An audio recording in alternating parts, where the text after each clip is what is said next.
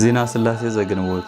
አንድ አምላክ በሆነ በአብ በወልድ በመንፈስ ቅዱስ ስም ይህ የሕይወት መጽሐፍ አርያማዊ ፀሐይ የሆኑ የላከ አብን የተላከ ወልድን ሕይወትን የሚያድል መንፈስ ቅዱስን የማመን መጀመሪያ ነው። በአኗኗር አንድ ሲሆኑ በአካላት ሶስት ይሆናሉ። ሱራፌላውያን መላእክትን ቅዱስ ቅዱስ ቅዱስ ብለው የሚያመሰግኗቸው አደረጉ። ኪሩቤል የተባሉ መላእክትንም ሰረገላዎቻቸው አደረጉ። ለአገዛዛቸው ከእሳት የተፈጠሩ ሰማያዊና ምድራውያን ጭፍሮችን ከምስራቅ ከምዕራብ ከሰሜን ከደቡብ አልለዩም። ተቀዳሚ ተከታይ የላቸውም። ለሕጋቸው የሚገባውን ሰው ሙሽራን አደረጉት። ለቀዳማዊነቱና ለምስጋናው ጥንት የለውም። ከሐሰት የተለየ ነው። እንደ ሰው የሚሸነግል አይደለም። በሴሰኝነት መንፈሳዊ ሕግን ትቶ በትዕቢቱ አዳኝ አምላክ መሆንን የተመኘውን ከነሰራዊቱ ወደ ታች ወደ እንጦሮጦስ አወረዱት። ብርሃናዊ መልአክ ከሚሆን ይልቅ መልአከ ጽልመት መሆንን መረጠ። የጻድቃን ነፍሳትንም እንደ አውሬ የሚያድን ሰልበያኖስ ነው። ስሉስ ቅዱስ ሆይ ሁላችንም የጥምቀት ልጆችን በቀኝ በግራ ከደም አፍሳሽ ጠብቁን ለዘላለሙ አሜን። ፈርዖንም 600 የተመረጡ ሰረገላዎችን ወሰደ። የግብፅ ሰዎች ሁሉ እስራኤልን ተከተሏቸው። እግዚአብሔርም ሙሴን አንተስ በትርን ያዝ፣ ባሕርንም ምታት፣ በእርሷም ላይ እጅህን ዘርጋ፣ ሕዝቡንም ወደ ባሕሩ ግቡ በላቸው። እነሆ በኋላችሁ ይገቡ ዘንድ የፈርዖንና የግብፃውያንን ሁሉ ልብ አጸናለሁ። እኔም በፈርዖንና በጭፍሮቹ ሁሉ በማደርገው ተአምር እመሰገናለሁ። በፊታቸው ከእነርሱ ጋር የሚሄድ የእግዚአብሔር መልአክም ተነስቶ ከእስራኤል ልጆች ከተማ መካከል ገባ፣ ከእነርሱም ጋር ተቀላቀለ። እስራኤልም ወደ ባሕሩ መካከል ገቡ፣ ውሃውንም ከፈለው፣ የብስም ሆነ። እስራኤልም በየብስ ተሻገሩ። ውሃም በቀኛቸውና በግራቸው እንደ ግድግዳ በላይ እንደ ተራራ ሆነ። ግብፃውያንም ከሰራዊቶቻቸውና ከፈረሶቻቸው ጋር ተከተሏቸው፣ ወደ ባሕርም ገቡ። ሙሴንም እጅህን ዘርግተህ ባሕሯን ምታት አለው። እጁንም ዘርግቶ መታት፣ ባሕሯም አሰጠመቻቸው፣ አጸናቸው። ግብፃውያንንም አላተረፈቻቸውም። እግዚአብሔርም እስራኤልን ከግብፃውያን እጅ አዳናቸው። እስራኤልም እንደ ቀድሞው ተመለሱ። ይህም በጻድቃን ነፍሳት ይተረጎማል። የግብፅ ሰራዊትም በገሃነም ጭፍሮች ይመሰላሉ። መልአኩም በጌታችን በመድኃኒታችን በኢየሱስ ክርስቶስ ይመሰላል። በትርም በመስቀል ይመሰላል። ነቢዩ አቤቱ ቀኝ ኃይልን በማድረግ ተገለጠ። አቤቱ ቀኝ እጅህ ጠላቶችን አጠፋቻቸው እንዳለ የአብ ቀኙ ወልድ ነው። ኃይል የተባለውም የአብ የወልድ የባሕርይ ሕይወታቸው ጰራቅሊጦስ ነው። ስለዚህም ሦስትነት ይታወቃል። የሙሴ እህቱ ማርያም ነቢይት በእጇ ከበሮ ይዛ ተነሳች። ሁሉም የእስራኤል ሴቶች ከበሮአቸውን ይዘው ከእርሷ ጋር ያመሰግኑ ዘንድ ወጡ። ማርያምም እግዚአብሔርን እናመሰግነዋለን አለች። ማርያምም በደብተራ ኦሪት ትመሰላለች። በኋላ የተነሱት ሴቶችም በሁሉም አብያተ ክርስቲያናት ይመሰላሉ። ፈረስ የተባለው ፈርዖን ነው። በላዩ የተቀመጠውም ዲያብሎስ ነው። ባሕርም ሲኦል ናት። ይህን ያደረጉ ሥላሴ ይመሰገናሉ። የአባቶቻቸውን ቃል ኪዳን አስበው ስም አጠራራቸው ከምድር እንዲጠፋ ጠላቶቻቸውን ያጠፉ እነርሱ ናቸው። ምድራቸውም ምድረ በዳ ይሆን ዘንድ የቀሩትም ወደ ደይን ቦታ ይሄዱ ዘንድ የአብ የወልድ የመንፈስ ቅዱስን ጥንተ ምስጢር ወደ መናገር እንመለስ። በመጀመሪያዊቱ ቀን ረዋሴን ያጸኗት ሥላሴ ይደነቃሉ። በማግስቱም ለተባይታዊ ውሃ መጋረጃ ጠፈርን በፈጠሩ ጊዜ ከርዝመታቸው የተራራቀ ያደረጉት እነርሱ ናቸው። በሦስተኛው ቀን ውሃን ከምድር ፊት እንዲሸሽ ያደረጉት ግዙፉን ፍጥረትን ይመግቡ ዘንድ አትክልትን የፈጠሩ ሥላሴ ይደነቃሉ። ወደር የሌለው ፀሐይንና ጨረቃን ከዋክብትንም በአራተኛው ቀን የፈጠሩ ሥላሴ ይደነቃሉ። በአምስተኛው ቀን በአየር ላይ የሚበሩ በምድርም በእግር የሚሽከረከሩ ፍጥረታትን ታወጣ ዘንድ ባሕርን ያዘዟት ሥላሴ ይደነቃሉ። በስድስተኛው ቀን ባሪያቸውና በአምሳላቸው እውነተኛ ሰውን የፈጠሩ ሥላሴ ይደነቃሉ። ትእዛዛቸውን በማፍረስም በደለኛ በሆነ ጊዜ ከእነርሱ አንዱ አካል ወልድ እርሱን ያድን ዘንድ ሥጋውን የለበሰ የተዋሃደ ሆኖ ተወለደ። የእነርሱን መንግሥት ይወርስ ዘንድ ለክብራቸው ምስጋና ይገባል። እግዚአብሔርም ሙሴንና አሮንን በግብፅ ምድር እንዲህ አላቸው። ይህ ወር የወራቶች መጀመሪያ የሆናችሁ ከዓመት ወሮችም አስቀድሙት። የእስራኤልን ጉባኤም እንዲህ ብላችሁ ንገሯቸው። በዚህ ወር በ14ተኛው ቀን ሰው ሁሉ በየቤቱና በየወገኑ በግን ይውሰድ። በቤቱ ውስጥ ያሉት ቤተሰቦቹ ጥቂት ቢሆኑና አንድ በግ የማይጨርሱ ቢሆኑ ሌላ የጎረቤቱን ቤተሰብ ይውሰድ። በሰው ሁሉ ቁጥር ልክ ለእያንዳንዱ የሚበቃው ይሁን። አንዱ በግም ፍጹም ዓመት የሞላው ተባት ይሁን። የምትወስዱትም ከመንጋችሁ ይሁን። ለዚህ ወርም የተጠበቀ ይሁን። በዚህ ወር በ14ተኛው ቀንም ሁሉም የእስራኤል ጉባኤ በሰርክ በምሽት ይረዱት። ከደሙም ተቀብለው ሁለቱን መቃን ይርጩት። በዚያች ቀን ሥጋውን በሚበሉበት በመቀመጫው ዙሪያ ይርጩት። ጥብሱንና ያልቦካውን ቂጣ ከሆምጣጤው ቅጠል ጋር እየጨመሩ ይብሉት። ጥሬውን ብሩንዶውን አትብሉ፣ በውሃ የበሰለውን ቅቅሉንም አትብሉ፣ በእሳት የተጠበሰውን ነው እንጂ ራሱንና ቅልጥሞቹንም ትጨርሱታላችሁ። ከእርሱም ለነገ አታስቀሩ። ነገር ግን ወገባችሁን ታጥቃችሁ ጫማችሁንም አዘባችሁ ዘንጋችሁንም በእጃችሁ ይዛችሁ ብሉት፣ እየቸኮላችሁም ብሉት፣ የእስራኤል አምላክ የእግዚአብሔር ፋሲካው ነውና አላቸው። ምድረ ግብፅ በዳግመኛው ዓለም ይተረጎማል፣ ወሩም በወንጌል ይተረጎማል። ያ ወርም ሚያዝያ ነበር። እስራኤልም ሁሉ በወንጌል ባመኑ ምዕመናን ሁሉ ይተረጎማሉ። በጉም መድኃኒታችን ነው። በቤቱ የተባለውም ቤተ ክርስቲያን ናት።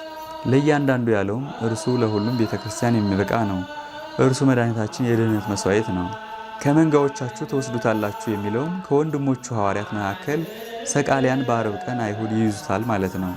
በ14ተኛው ቀን ያለውም የአይሁድ ፋሲካ ማለት ነው። የእስራኤል ጉባኤ ማለትም የሰቃሊያን ጉባኤ ማለት ነው። በሰርክ በምሽት ጊዜ ያለውም በእውነት መድኃኒታችን በሰርክ ሰዓት ተሰውቷል። መቃንና ጉበን ያለውም የምዕመናን ከንፈሮችና በደመ መለኮት የከበረች የቤተ ክርስቲያን መቃንና ጉበኖች ናቸው። ናት ያልወካው ቂጣም የወንጌል መስዋዕት ነው። ቅጠሉም ያለፈው መስዋዕተ ኦሪት ነው። ጥሬውን ብሩንዶውን ያለውም እንደ ሌሎቹ በበደል የሞተ አይደለም፣ ለብዙዎች ቤዛ ሆኖ በፈቃዱ ተሰቀለ እንጂ። በውሃ የበሰለውን የሚለውም ሩቅ ብእሲ ብቻ አይደለም ማለት ነው። በእሳት የጠበሰውን ያለውም ይህ ለሕይወታችን የምንሰዋው ህብስት በእውነት እሳተ መለኮት ማለት ነው። ወገባችሁን ታጥቃችሁ የሚለውም የሥላሴ ሀብል ነው። ጫማውም ወንጌላዊ ሥራ ነው። በሎታውም መስቀል ነው። በችኮላ የሚለውም በፍርሃትና በድንጋጼ ሆናችሁ የመድኃኒታችን ሞቱንና ትንሣኤውን እያሰባችሁ ማለት ነው።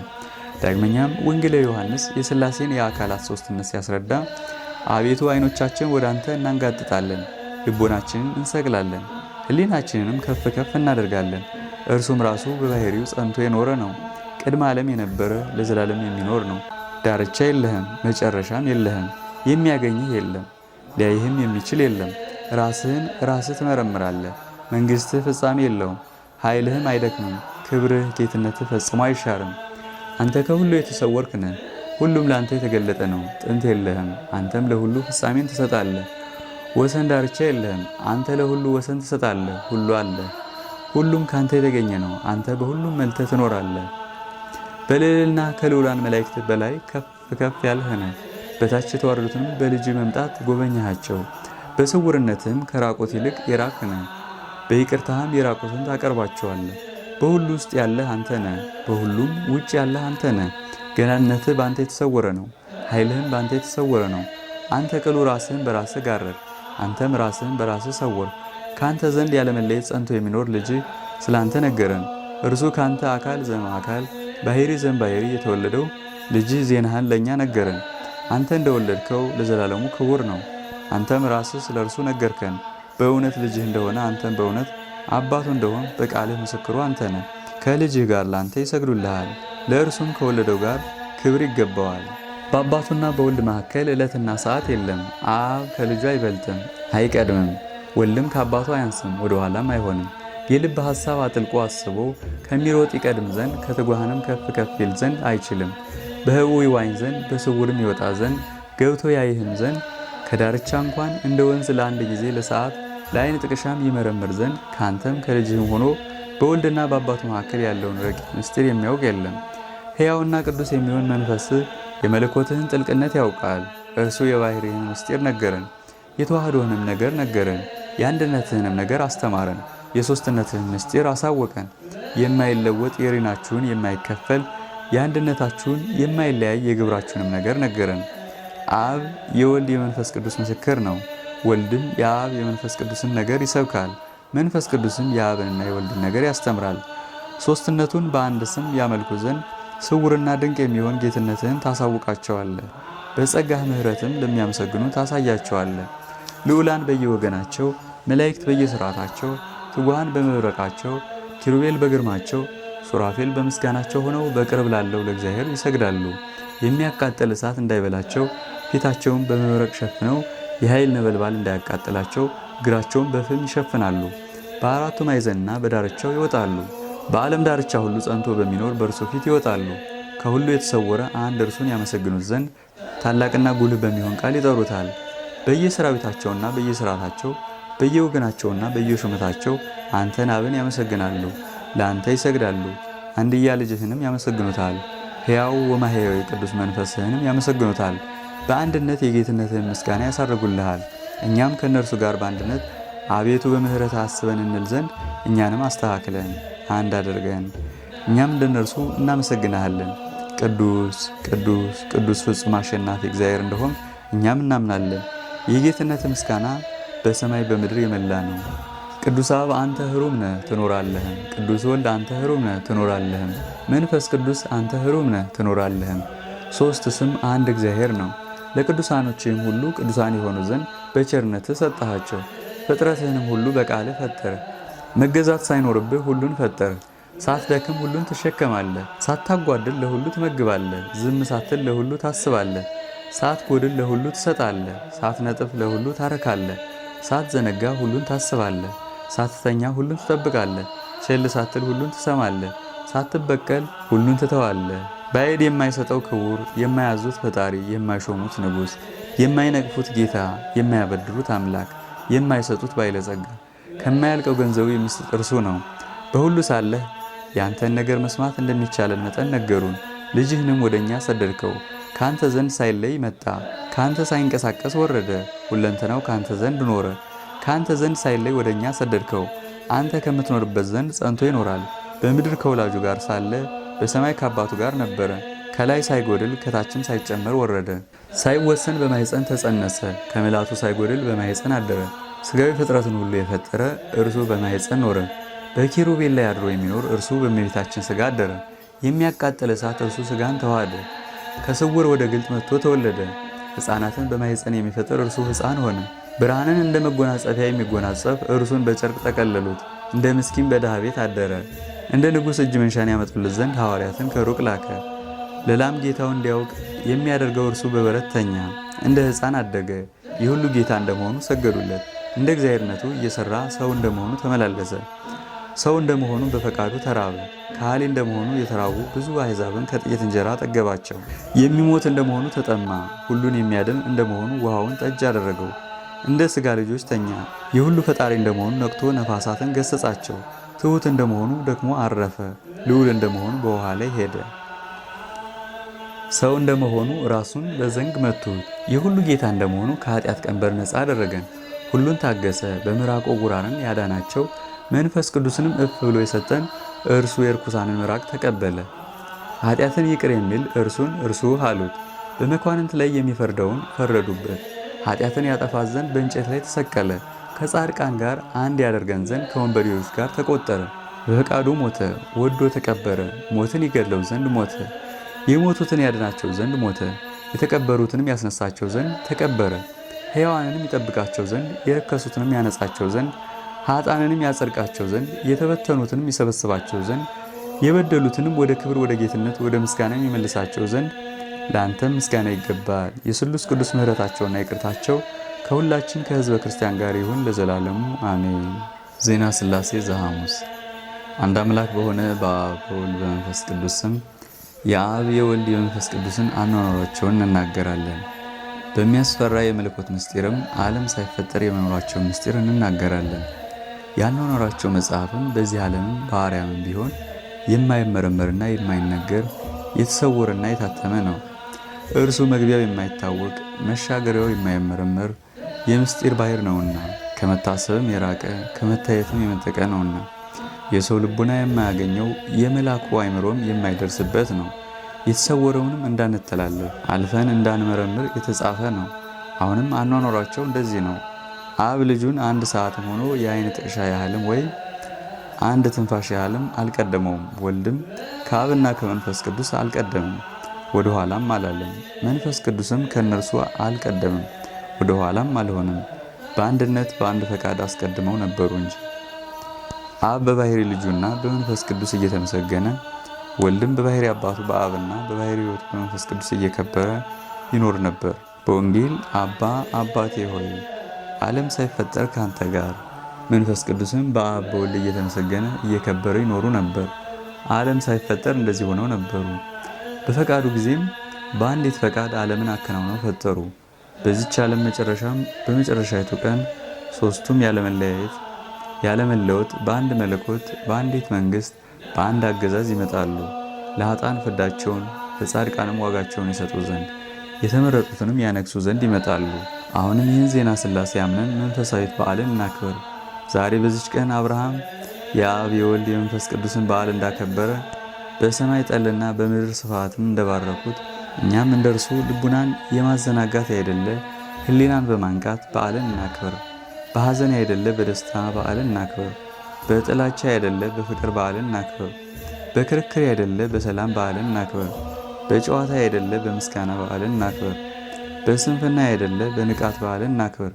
በሽንገላ ያይደለ በየዋህነት በዓልን እናክብር። በኃጢአት ያይደለ በጽድቅ በዓልን እናክብር። በትዕቢት ያይደለ በትሕትና በዓልን እናክብር። ዝቅ በማድረግ ያይደለ ከፍ በማድረግ በዓልን እናክብር። በማሳነስ ያይደለ በማብዛት በዓልን እናክብር። በመሳሳት ያይደለ በመለገስ በዓልን እናክብር። ከሰባቱ አጽዋማት በቀር በፋሲካና በኤጲፋንያ በደብረ ታቦርም አምሳል እንደ ፋሲካ እንደ ኤጲፋንያ እና እንደ ደብረ ታቦር አድርገን በዓልን እናክብር። በእነዚህ በዓላት የሥላሴ አንድነትና ሦስትነት ተገልጧልና ዜና ሥላሴም የተረዳ ሆኖ ታውቋልና ያለመለወጥ ሰው የሆነው ወልድ በዮርዳኖስ ውሃ ሲጠመቅ አብም ይህ ልጄ ነው ሲል መንፈስ ቅዱስም በነጭ ርግብ አምሳል ሲረብ አንድነት ሦስትነት ተገልጧልና ዳግመኛም በደብረ ታቦር ወልድ ብርሃንን ሲጎናጸፍ አብም ይህ ልጄ ነው ብሎ ክብሩን ሲገልጥ መንፈስ ቅዱስ በብሩህ ደመና አምሳል ሲጋርድ አንድነት ሦስትነት ተገልጧልና ስለዚህም ስሙ የሥላሴ በዓል የተባለ ይህ በዓል እንደነዚህ በዓላት ሆኖ ይከበር አለን። የመጽሐፉ ስም ዜና ሥላሴ ይባላል። ይህን ዛሬ የመጣ በዓል አላከብርም የሚል ቢኖር እኛም ዛሬ የመጣ አይደለም አስቀድሞ ከአብርሃም ጀምሮ የመጣና የተወሰነ ነው እንጂ እነሆ በሰማይ ጽላት አብ ወልድ መንፈስ ቅዱስ የሚል ተጽፏልና አብርሃምም በዚህ ወር በዓልን አደረገ እኛም ባረክ ነው ይላል። አንተ የጽድቅ ጠላት የሆንክ የሥላሴ ጠላት እግዚአብሔር ድንቅ ተአምራትን እንደሚያደርግ በየጊዜውም ሥርዓትን እንደሚገልጽ አታውቅምን? አስቀድሞ የግዝረት ሥርዓት ለአብርሃም የሰጠ እርሱ ነው። ከዚህ በኋላ ለሙሴ ታቦትን ለነቢያት ትንቢትን የሰጠ ከዚህ በኋላም ለዮሐንስ ጥምቀትን ለሐዋርያትም ሥልጣንንና መብትን የሰጠ እርሱ ነው። ከዚህ በኋላም ለሊቃውንት አዝማናትን ይደነግጉና ይወስኑ ዘንድ ሐሳባትን ሰጠ። ለእንጦንስም ፍጹም ምንኩስናን ሰጠ። አንተ ክህደትን የምትናገር ሰው ሆይ ይህን አላስተዋልክምን? ሰባሊዮስ ወለደህን ወይስ ይህን የሥላሴ በዓል እንዳታከብር አስተማረህን? ስለ እርሷ የኤፌሶን መምህር አንድ ኃይለኛና ጽኑ መልአክ እንደ ወፍጮ ያለ ታላቅ ድንጋይን አንስቶ ወደ ታላቁ ባሕር ጣለው፣ እንዲህ ሲል ታላቂቱ ሀገር ባቢሎን እንደዚህ ትወድቃለች። ያለባት ባቢሎን አሳደገችን። ስለ አንተም በወንጌል እግዚአብሔር ከታናናሾች ከነዚህ ከወንድሞቼ አንዱን ያሳሳተው ቢኖር አህያ የሚፈጭበት ወፍጮ በአንገቱ አስረው በባሕሩ አዘዋሪት ውስጥ ቢያሰጥሙት ይሻለዋል አለን። አንተ ሰው ስማ፣ እግዚአብሔርን ካላከበርከው እርሱም አያከብርህም። በዚህም ዓለም በሚመጣውም ዓለም ቢሆን አያከብርህም። አሁንም ወንድሞች በዓል ማክበር እንዴት ነው? ከሥራ በማረፍ ብቻ ነው ብትሉኝ ለእናንተ እንዲህ አይነት በዓል አከባበር አይገባችሁም። በዓል ማክበርስ ድሆችን በመቀበል ለቤተ ክርስቲያን በሚቻለው መጠን ስዕለት በመስጠት ነው። የተቻለው እንጀራ ይስጥ፣ የተቻለው ዕጣንና መብራት ይስጥ፣ የተቻለው ስንዴ ይስጥ፣ የተቻለው ልብስ ይስጥ፣ የተቻለው እንግዳ በቤቱ ያሳድር፣ የተቻለውም ከምግቡ ከፍሎ ይስጥ፣ የተቻለው እንጨት ይስጥ፣ የተቻለውም እሳትን ይስጥ፣ የተቻለው ምንጣፍን ይስጥ። እንደተጻፈ ጽድቅን የሚሰራት ሁሉ ጻድቅ ነው የሚል ጽሑፍ እንደተጻፈ፣ ከዚህ ሁሉ አጣሁ የሚል ግን ኃጢአተኛ ነው። በድንግልናዬ ጸድቃለሁ በጸሎት እከብራለሁ ሲል ተመክቷልና ኃጢአተኛና ትዕቢተኛ ነው። ትሕትና የሌለው ድንግልና ጥቅሙ ምንድን ነው? የጸሎት ተስፋው ያለ ፍቅር ምንድን ነው? ይህ የአምስቱ ሰነፎች ተከታይ ነው። በሥጋው ድንግል ሆኖ በነፍሱ አመንዝሯልና በድንግልና ንጹሕ የሆነ ከትሕትና ጋር በመላላክም ፍጹም የሆነ ታቦት የእግዚአብሔር ማደሪያ ነው። እኛም በእርሱ እንማጸናለን፣ ለእርሱም እንሰግዳለን። ጦር ከጋሻ ጋር ቀስትም ከፍላጻ ጋር መልካም ነው። እንዲሁም ሃይማኖት ከደግነት ጋር መልካም ነው። ወጥ ያለ ጨው ይጣፍጣልን? ወይስ ወንድ ልጅ ብቻውን ያለ ሴት አንድነት ከሴቷ ጋር ይወልዳልን? ዳግመኛም ኃጢአት ያለ ንስሐና ራስን ለካህን ያለ ማስመርመር ይሰረያልን? ወይስ ሃይማኖት ያለ መልካም ሥራ ያጸድቃል? ሐዋርያው መልካም ሥራ የሌላት ሃይማኖት ራሷ የሞተች ናት ብሏልና፣ ነፍስ እንደተለየችው ሥጋ መልካም ሥራ የሌላት ሃይማኖትም እንዲሁ ናት። ዳግመኛም አለ፣ አብርሃም አባታችን በመልካም ሥራው የጸደቀ አይደለምን? ልጁን ይስሐቅንም በመሠዊያው ላይ አሳረገው። ምግባር ለሃይማኖት እንደምትረዳ እዩ። ከምግባር የተነሳም ሃይማኖት ፍጹም ይሆናል። እነሆ ሐዋርያው አብርሃም በእግዚአብሔር አመነ፣ ጽድቅ ሆኖ ተቆጠረለት፣ የእግዚአብሔር ወዳጅም ተባለ። ሰው በሥራው እንደሚጸድቅ አያችሁን? በሃይማኖት ብቻም አይደለም፣ እንዲሁ ራብ ዘማም ጉበኞቹን በተቀበለችና በሌላ መንገድም ባወጣቻቸው ጊዜ በሥራው የጸደቀች አይደለችምን? ስለዚህም ሃይማኖት በጦር መልካም ሥራም ከጠላት ከበባ በሚከላከል በተወደደ ጋሻ ይመሰላል። ሃይማኖት በመንደርቶ መልካም ሥራም ደምን በተቀቡ ፍላጻዎች ይመሰላል አለን። እሊህን የያዘ እነዚህንም ያገኘ ከሰይጣን እጅ ይድናል ያመልጣልም አለን። ሃይማኖት በበትር ምግባረ ሰናይም በእግረ ጫማ ይመሰላል እንላለን። ሃይማኖት የወደቀውን ያነሳል፣ ምግባረ ሰናይም የተራቆተውን ያሞቃል። ሃይማኖት ተራራን ያፈልሳል፣ ምግባርም ጨለማን ያበራል። ባሕርንም ያናውጣል። ሃይማኖት ኃጢአተኛውን ያነጻል፣ ምግባርም አልጫውን ያጣፍጣል። ሃይማኖት መንገድን ይመራል፣ ምግባርም ገነትን ያወርሳል። ሃይማኖት ይተክላል፣ ምግባርም ያበቅላል። ሃይማኖት ይዘራል፣ ምግባርም ያሰርጻል። ሃይማኖት ያጠጣል፣ ምግባርም ያሳድጋል። ሃይማኖት አበባ ያደርጋል፣ ምግባርም ለፍሬ ያበቃል። ሃይማኖት ያከብራል፣ ምግባርም ከፍ ከፍ ያደርጋል። ሃይማኖት ያነግሳል፣ ምግባርም ባለሟል ያደርጋል። ዳግመኛም ሃይማኖት በሰማይ ምግባርም በሚያበራ ፀሐይ ይመሰላል።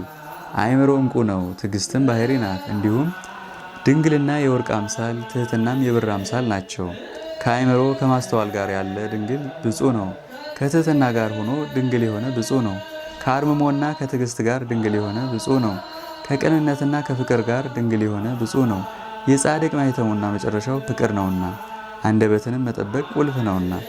አንደበቱን ወደ ሐሜትና ወደ ስድብ፣ ወደ ሐሰትና ወደ ነገር ሥራ፣ ወደ ትምክህትና ወደ መሳለቅ የሚልክ ሰው ቢኖር ድንግልናውን መቼ ጠበቀ? እነሆ ከአንደበቱ የተነሳ ረክሷል። መድኃኒታችን ሰውን ከአንደበቱ የሚወጣ ክፉ ቃል ሁሉ ያረክሰዋል ብሏልና። ወንድሞቼ ሆይ የስንዴ ዱቄትን ከምድር አፈር ጋር የገብስ በሶንም ከምድጃ አመድ ጋር እስኪቀላቅሉ ይወደዱ እንደሆነ፣ ማዕርን ከሬት ጋር እስኪጨምሩ ያምር እንደሆነ፣ እንዲሁ ጽድቅም ከኃጢአት ጋር አይተባበርም። ምናልባት ይጣፍጥ እንደሆነ ወተትን ከሐሞት ጋር እስኪቀላቅሉ ከአንዱ ምንጭ ጣፋጭ ውሃና መራራ ውሃ ይመነጫልን? ስለዚህም ያዕቆብ እንዲህ ሲል ይመሰክራል፣ ያስተምራል። ለእግዚአብሔር ብሎ የሚጾም አንደበቱንም የሚከለክል ልቡናውንም የሚያስት ቢኖር እንደዚህ ላለ ሰው ጾሙ ከንቱ ነው። ጾምስ ከእንደዚህ አይነት ነገር የነጻች ናት። እውነት ነው፣ የቅዱሳን ጾማቸው ንጽሕት ናት። የቃላቸው ነገርም ቁርባን ነው። ትንፋሻቸውም ዕጣን ነው። ከንፈራቸው የጸሎት ምንጭ ነው። አንደበታቸውም የምስጋና ምንጭ መፍሰሻ ነው። ደጋጎች ጻድቃን እንደ አድማስ ድንጋይ የተተከሉ ናቸው። እንደ አንበሳም የተማመኑ ናቸው። ከሰይጣን ፈተና ሞገድ የተነሳም የማይናወጡ ናቸው። ኃጢአተኞችንና መንዝራዎችን የምህረት ባሕርይ የሆነው ንጉሥ በነቢዩ በኢሳይያስ ቃል ኑ እንዋቀስ፣ ኃጢአታችሁ እንደ በርኖስ ቢሆን እንደ በረዶ አነጻዋለሁ፣ እንደ ቀይ ሐር ቢሆንም እንደ ባዘቶ ነጭ አደርገዋለሁ። ብትፈቅዱና ብትሰሙኝም የምድር በረከትን ትበላላችሁ። እኔን መስማትን እምቢ ብትሉም እሳት ትበላችኋለች። የእግዚአብሔር ቃል እንደዚህ ተናግሯልና። በሕዝቅኤል አንደበትም አድሮ እንዲህ አለ፣ ጻድቅ ከጽድቅ ሥራው ተመልሶ ኃጢአትን ቢሠራ በኃጢአቱ ይሞታል፣ የቀደመው የጽድቅ ሥራውም አይቆጠርለትም። ኃጢአተኛም ከኃጢአቱ ተመልሶ ንስሐ ቢገባ ጽድቅንም ቢያደርግ በጽድቁ ይድናል፣ የቀደመው ኃጢአቱም አይቆጠርበትም። መንፈስ ቅዱስ እንዲሁ የረከሰውን እቀድስ ዘንድ አግባብ ነው፣ የተሰበረ ሸክላይንም አድስ ዘንድ ሥልጣን አለኝ። ጥበበኛ ንጉሥ ብልሃተኛ መንፈስ እኔ ነኝ ብሏልና። አሁንም ወንድሞቼ ሆይ እግዚአብሔርን እምቢ አንበለው፣ ቤልሆር የተባለ ሰይጣንን ግን እምቢ እንበለው። የምድርን በረከት እንበላ ዘንድ የግራውን መንገድ እንተው፣ ወደ ቀኝም እንመለስ። የጨለማውንም ሥራ ከእኛ ላይ አውልቀን እንጣል፣ የብርሃንንም ጋሻ እንልበስ፣ የሚገባ ፍሬንም እናፍራ። ጳውሎስ እንደተናገረ የአውሎ ሞገድ እንዳይጠርገን። ዳግመኛም በዮሐንስ የገድል መጽሐፍ አመንዝራ በመልካም ንስሐ ወደ እኔ ቢመለስ እንደ ድንግል አድርጌ እቀበለዋለሁ አለ። አሁንም የሰላምን መንገድ እንፈልግ፣ እኛ የክርስቲያን ወገኖች የዘላለም ሕይወትን እንወርስ ዘንድ። የስሉስ ቅዱስ ይቅርታቸውና ምሕረታቸው ከመላው ሕዝበ ክርስቲያን ጋር ይሁን ለዘላለሙ አሜን።